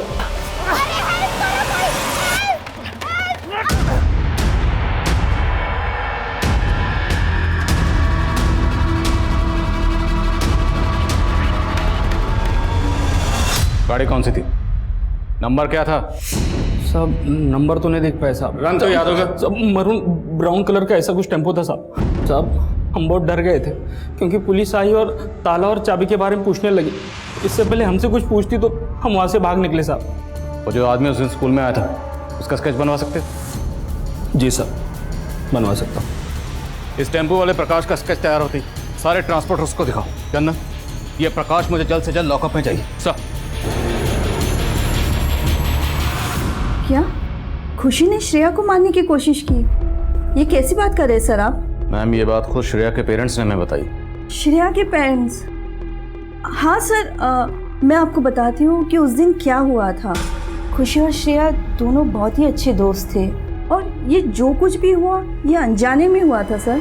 श्रेया ये ले आइसक्रीम। हाँ नहीं, हम नहीं खाएंगे। क्यों? हमें डॉक्टर ने मना किया है। अरे श्रेया, एक बार खाने से कुछ नहीं होता है, किसी को पता नहीं चलेगा। बहुत ड्रेस के खा ले। पता है मुझे स्ट्रॉबेरी ना बचपन से पसंद था। बाबा हमारे लिए ना हमेशा ही लाते थे। अच्छा है ना?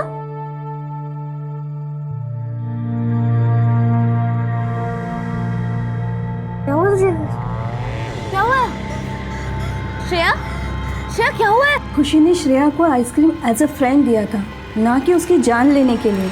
ये बात श्रेया और खुशी दोनों ने कंफर्म किया था, लेकिन ये बात कोई नहीं समझा, खुद श्रेया के पेरेंट्स भी नहीं। ये लड़की हमारी बच्ची की जान लेना चाहती है। वो तो यही कह रहे थे कि खुशी ने श्रेया को मारने की कोशिश की, इसलिए मैनेजमेंट ने दबाव में आकर खुशी को 1 हफ्ते के लिए सस्पेंड किया। उस दिन के बाद फिर खुशी कभी स्कूल नहीं आई सर। अगर खुशी को 1 हफ्ते के लिए सस्पेंड किया गया था तो इतने अरसे तक स्कूल क्यों नहीं आई? शायद उस दिन उसकी बेइज्जती हुई थी, इस वजह से वो स्कूल नहीं आई। और दूसरा रीज़न ये भी है कि खुशी ने काफ़ी महीनों तक अपनी स्कूल की फीस भी नहीं भरी थी। तो फिर खुशी उसी दिन स्कूल क्यों आई जिस दिन श्रेया का कत्ल हुआ? सर कोई आइडिया नहीं है मुझे। सर स्केच आ गया। अच्छा, आप इस आदमी को पहचानती हैं? जी नहीं सर। खुशी मिसिंग केस और श्रेया मर्डर केस जुड़े हुए तो नजर आ रहे थे, लेकिन अब भी कई सवाल थे जिनके जवाब मिलने बाकी थे।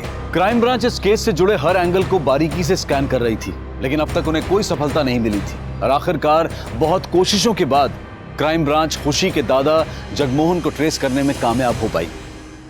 आप लोगों ने पहले ही हमारा साथ दिया होता तो आज हमारी खुशी हमारे पास हो। हम पता लगा रहे हैं, बहुत जल्द ढूंढ लेंगे। आप ये बताइए कि जिस दिन खुशी गायब हुई उस दिन आपने उसके स्कूल में पता किया? स्कूल में क्या पूछते? वो तो कई महीनों से स्कूल गई ही नहीं। लेकिन उस दिन वो स्कूल गई थी और उसी दिन श्रेया का मर्डर हुआ। कहना क्या चाहते हैं आप? जगमोहन जी, मैं जो कह रहा हूं उसे शांति से सुनिएगा। श्रेया के घर वालों को ऐसा लगता है कि खुशी के स्कूल छोड़ने से कुछ महीने पहले खुशी ने श्रेया को मारने की कोशिश की थी। आइसक्रीम खिलाना जान से मारना होता है क्या? 14 साल की है खुशी और आपने उनकी बात पर विश्वास कर लिया? हम सिर्फ सबूत पर विश्वास करते हैं। हमें तो यह भी पता चला कि आपके ऊपर अपनी बेटे और बहू को मारने का इल्जाम भी लगा हुआ। ये सच है कि हमारे बेटे का मनमुटाव चल रहा था, इसीलिए वो अपनी पत्नी और बच्ची को लेकर हमारा घर छोड़ के चला गया? हम सामान लेके बाहर जा रहे हैं, आ जाइएगा।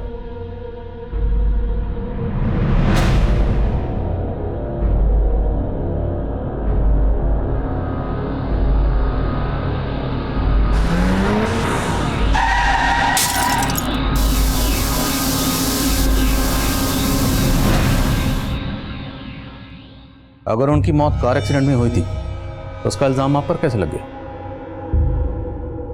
कार हमारी थी और ब्रेक भी फेल था, और वो शोभा के भाई ने 1 और 1 मिलाकर 11 कर दिया। नहीं मरवाए ना मेरे देती जीजा को, इतना सब करने के बाद बोलता है कुछ किया नहीं है।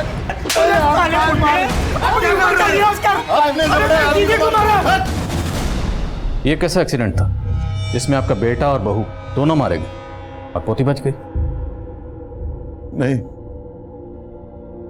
हमारी पोती भी उनके साथ मर गई थी।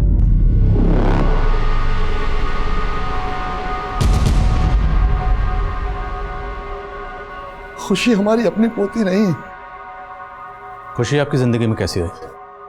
हम तो यही मानते हैं सर कि भगवान ने खुशी को हमारी बिखरी हुई जिंदगी में खुशी लौटाने के लिए भेजा था। जब से पैदा हुई है ना, जीना हराम कर दिया मेरा। खाना गिरेगी तू, खाना गिरेगी नीचे। हमारे घर के सामने एक किराएदार रहता था, उसकी बेटी थी खुशी, लेकिन उसे खुशी से नफरत छोड़ के चले जाएंगे अंदर तुझे। रतन, काहे को डांट रहा अरे लड़की को? चाचा आप मत बोलिए बीच में। खुशी की गलती सिर्फ इतनी थी कि वो एक लड़की थी, उसके बाप को लड़का चाहिए था। और फिर एक रात खुशी बाहर खड़ी रो रही थी, दरवाजे पर ताला लगा हुआ। हम खुशी को अपने घर ले आए कि उसका बाप आएगा, उसको लेकर जाएगा, लेकिन उसका बाप कभी लौट कर आया ही नहीं, क्योंकि उसको खुशी की जरूरत ही नहीं थी। उसके बाद हम कभी अकेले थे ही नहीं। खुशी को हमने अपनी पोती बना लिया, अपनी जान बना लिया। आप खुशी को कैसे भी ढूंढ के ले आइए साहब। हम खुशी को जल्द से जल्द ढूंढ निकालेंगे, अब बेफिक्र रहिए। सर, ये जगमोहन जी की कहानी तो इमोशनल है, पर मुझे अभी एक डाउट है। क्या? सर, इनकी माली हालत काफी खराब है, ऊपर से इनकम का भी कोई सोर्स नहीं है। खुशी की स्कूल फीस भी पिछले कई महीनों से बकाए थी। कहीं ऐसा तो नहीं जगमोहन जी ने खुशी का सौदा कर दिया हो? नहीं, तो फिर श्रेया का मर्डर क्यों किया गया? अगर खुशी का सौदा किया गया है तो श्रेया का भी किया जा सकता था। और खुशी पिछले 6 महीने से स्कूल नहीं गई, उसी दिन स्कूल क्यों गई? और जहाँ तक पैसों का सवाल है, वो तो जगमोहन जी इस प्रॉपर्टी को बेच के भी हासिल कर सकते थे। चंदन, मुझे लगता है मामला कुछ और है। हाँ रोशनी, बोलो। सर, एक आदमी मिला है जिसने टेम्पो वाले प्रकाश को इस कैसे से पहचान लिया है। हम ड्राइवर हैं साहब, और कुछ महीना पहले ये आदमी हमारे पास आया था। ट्रक तुम्हारा है का? सेठ का है भैया, हम तो ड्राइवर हैं इसके। अच्छा, कितना कमा लेते हो? 18,000 मिल जाता है महीने का। हम 25,000 देंगे तुमको, हमारे लिए ट्रक चलाओगे? हाँ, काहे नहीं चलाएंगे, जरूर चलाएंगे भैया। ठीक है। अच्छा, तुम्हारा नाम क्या है? हमारा नाम जीतू है। क्या बोले? जीतू, जीतू। अरे अरे कमाल का संजोग है, हमारा नाम भी जीतू है। अच्छा? हाँ। अरे तो आज से जीतू, तुम इस जीतू के लिए ट्रक चलाओगे, ठीक है? हाँ। इसने अपना नाम भी जीतू बताया? जी सर, और उसके बाद हम इसका टेम्पो चलाने लगे। ये लीची की सप्लाई करते थे। लीची की सप्लाई? जी सर। फोन नंबर है इसका? है सर, पर लगता नहीं है, पिछले महीने से बंद आ रहा है। कोई बात नहीं, जो भी आपके पास इसका फ़ोन नंबर है, उसका टेम्पो नंबर और जिस जिस शहर में आप लीची सप्लाई करते थे, सारी डिटेल दीजिए। जी sir. Thank you. Roshi, detail लो इनसे।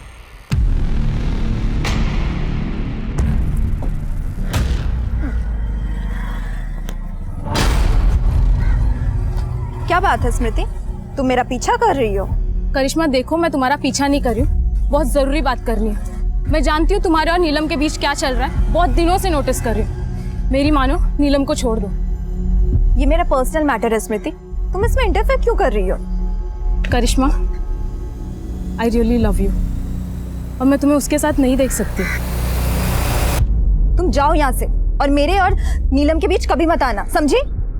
नीलम तुम्हें धोखा दे रही है। बकवास बंद करो। मुझे भड़काने के लिए अगर नीलम के खिलाफ कुछ भी बोला ना तो मुंह तोड़ दूंगी तेरा, समझी?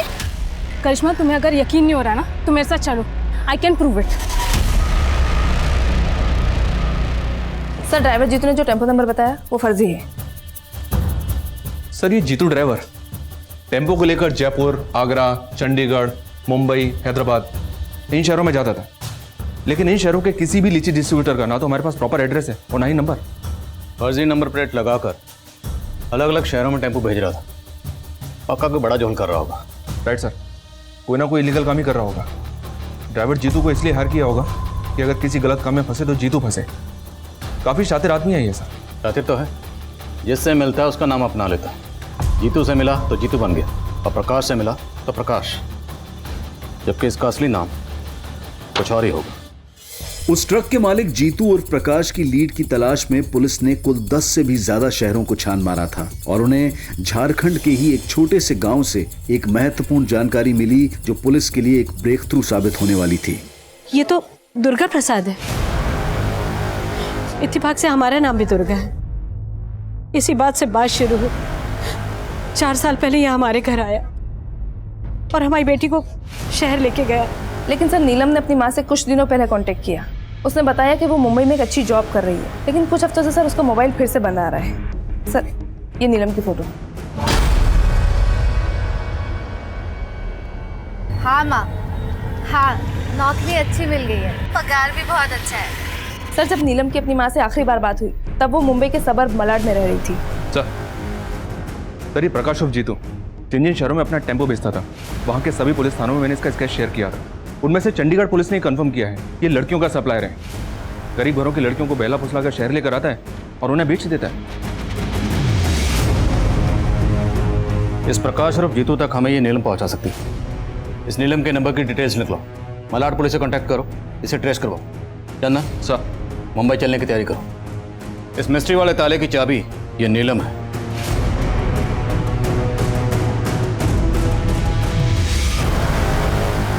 इस लड़की नीलम की हत्या 5 दिन पहले हुई है और वो भी इसके खुद के घर में। What? किसने किया? हमने इसके हत्यारों को अरेस्ट किया है। मैं आपको इसकी डिटेल्स देता हूँ। साहब, अरे नहीं कौन है आप और अंदर कैसे चले? खुशी के दादाजी। माफ कीजिएगा साहब, हमसे रहा नहीं गया। जब हमें ये पता चला कि आप लोग खुशी को मुंबई ढूंढने आए तो हम भी खुशी को ढूंढने के लिए मुंबई चले आए। जगमोहन जी, हम खुशी को ढूंढने की पूरी कोशिश कर रहे हैं। जैसे ही खुशी को कुछ पता चलेगा हम खुद आपको इन्फॉर्म करेंगे। साहब, आप जल्दी से हमारी पोती को ढूंढ दीजिए। हम अपनी पोती को ढूंढने के लिए कुछ भी कर सकते हैं।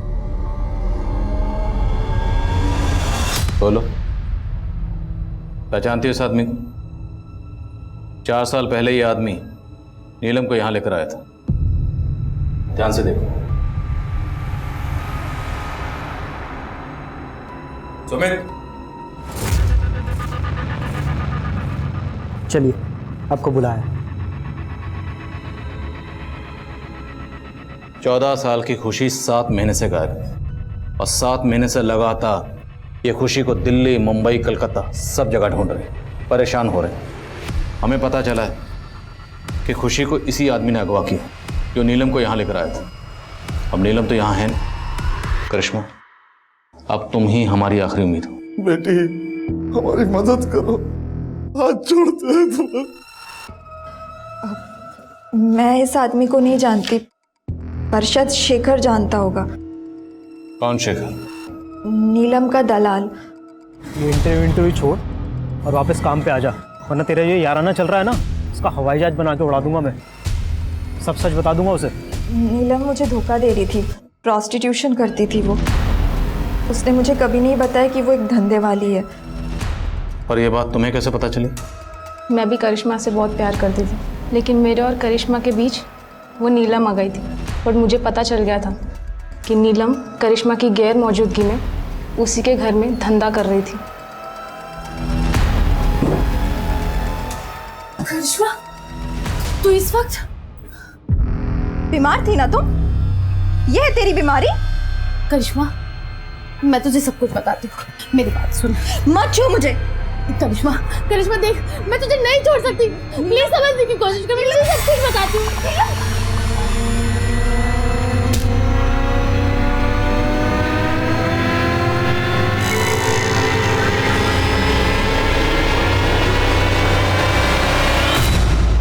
कहाँ मिलेगा शेखर? सर, ना इसका नाम जीतू है, ना प्रकाश, और ना ही दुर्गा प्रसाद। सर, इसका नाम सुनील है, सुनील दुबे। सर, ये लड़कियों का सप्लायर है। हाँ साहब, अरे हमें झारखंड से लड़कियां लाकर अलग अलग जगह भेजते थे।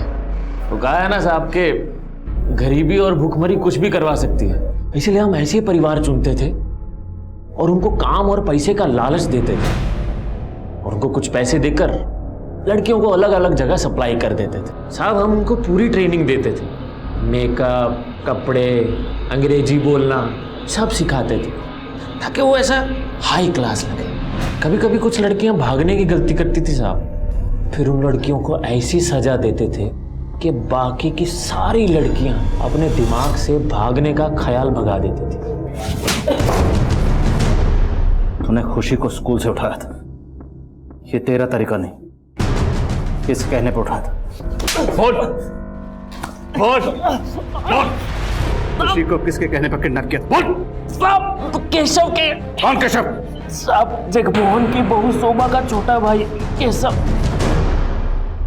आप केशव को पूरा यकीन था कि जगमोहन बुड्ढे ने ही गाड़ी के ब्रेक फेल करवाए थे।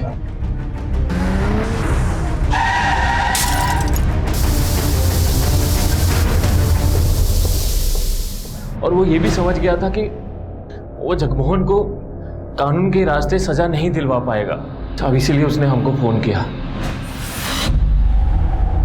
खुशी, अरे छोड़ो खुशी, कहाँ ले गई? अरे हेल्प करो कोई, हेल्प हेल्प।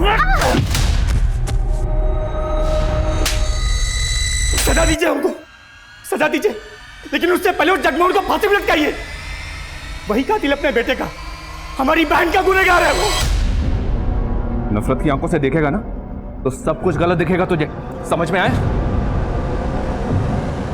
पुलिस ने इस रैकेट में शामिल लोगों की निशानदेही पर नेशनल लेवल पर एक रेस्क्यू ऑपरेशन लॉन्च किया और तकरीबन 2000 से ज्यादा लड़कियों को इस तस्करी के नर्क से बचाया। उनमें से एक लड़की खुशी भी थी। 8 महीने बाद खुशी अपने दादा के पास लौटी।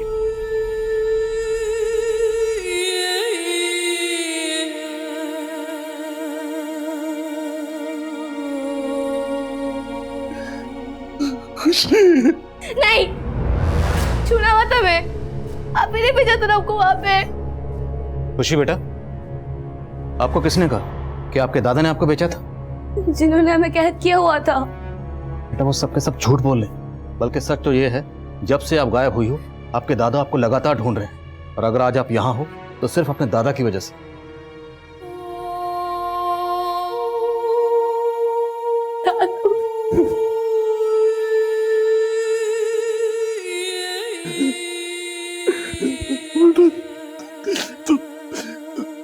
वो दिन स्कूल का गई थी, श्रेया का ऑपरेशन होने वाला था, हमें पता था उसके बाद हम उससे मिल नहीं पाएंगे, उससे गुड लक बोलने गए थे, लेकिन वहां पे उस आदमी ने हमको पकड़ लिया। लड़कियों की तस्करी के इस रैकेट से जुड़े लोग शायद कभी पकड़े ही नहीं जाते, लेकिन खुशी के दादा जगमोहन ने जो हिम्मत दिखाई, अपनी पोती को घर वापस लाने के लिए जिस तरह वो सिस्टम से जूझते रहे, उन्हीं की बदौलत ये खुशी मिसिंग केस रोशनी में आया और आखिरकार सॉल्व हुआ। मानव तस्करी हमारे समाज का एक घिनौना सच है और इसके पनपने की कई वजह हैं, लेकिन उनमें से सबसे बड़ी वजह है गरीबी। और इस रैकेट को चलाने वाले गिद्ध ये बात अच्छी तरह से जानते हैं। अक्सर पैसे और बेहतर जिंदगी का लालच देकर वो गरीब माँ बाप के बच्चों को अपना शिकार बनाते हैं। अगर मानव तस्करी पर काबू पाना है तो उसके लिए सिर्फ पुलिस और प्रशासन को ही नहीं बल्कि पूरे समाज को आगे आना होगा। हम सबको एक जिम्मेदार और सतर्क नागरिक बनकर इस जुल्म के खिलाफ आवाज उठानी होगी, तभी हमारे बच्चे एक महफूज जिंदगी जी पाएंगे। अब मैं अनूप सोनी आपसे विदा लेता हूं, फिर मुलाकात होगी क्राइम पेट्रोल सतर्क के ब्लैक हेडलाइंस अध्याय में एक और नए केस के साथ। और याद रखें, क्राइम और आपके बीच में सिर्फ इतना फर्क है कि आप कितने सतर्क हैं। सतर्क रहें, सुरक्षित रहें। जय हिंद।